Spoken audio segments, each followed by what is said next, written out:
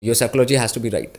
You can't have the psychology that like I know something or I know things and things like that. So like a Ganesh like approach is required. The Ganesh attitude is actually an attitude of that thing that I don't know anything. It is not the attitude of I know something. All people who are in the world right now, they always think that they know something when they don't really know anything. Like until you know how to live, how to die, and how to get to this mortal world, do you know what I'm saying? You don't really know anything. Unless you know these things, how come you know anything?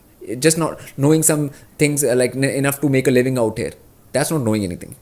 But people are always under that delusion that they know something.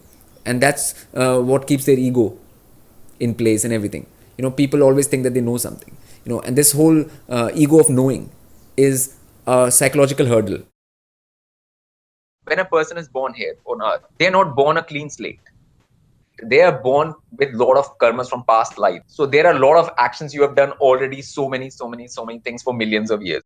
Then you have that tendency. Okay, so when you were born, you are carrying those impressions. So when you are born again, it gives you a chance, because you are in that child state again, like where you don't know. Again, you are faced with a situation you don't know. You have to utilize that and not let the past impressions come in the way of like taking you away from that. With that innocence which you feel in the beginning, that's sacred. You have to value that. That's why it's called Ganesh in the Vedic thing. It's the Mooladhara root chakra. Amanza chakra is called the root chakra, the Mooladhara. It's Ganesh. Ganesh is a child principle, like the childness, like childlikeness, the innocence. Everybody's given that in the beginning.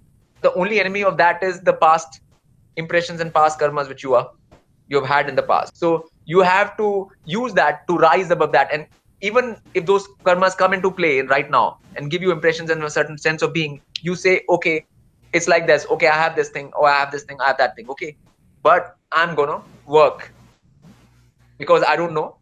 So I'm gonna try and find out, and I'm gonna work towards it. Okay, you have to do that honest thing. It'll only hurt your ego. Only thing which is gonna get hurt in all of this is your ego. No, nothing else will get hurt. Okay. I'm telling you the attitude you need to have. Attitude you need to have is that of a child. You have to be like a Ganesh. What is child? Ganesh. That's why you say Sri Ganesh. When you start anything, you start by Ganesh. Why? What does that mean? It doesn't mean that you just go in front of something and just throw some flowers at some Ganesh statue, and that's not what it is. It's an attitude. There are 4 attitudes: innocence, auspiciousness, devotion to the mother principle. These are Ganesha's attitudes.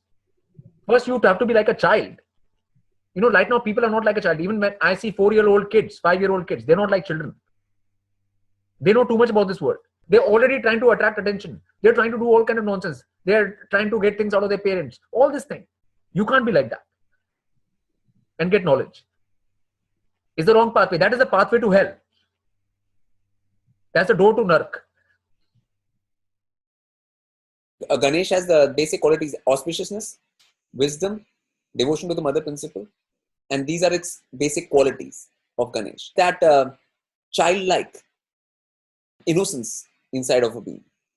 When you're 3 or 4 years old, like when you're like at that time, if you are a real child, your first questions will be, who am I, where am I, what is all this? Those will be your basic questions, and you will try to find the answers of that. Now that basic innocence is required.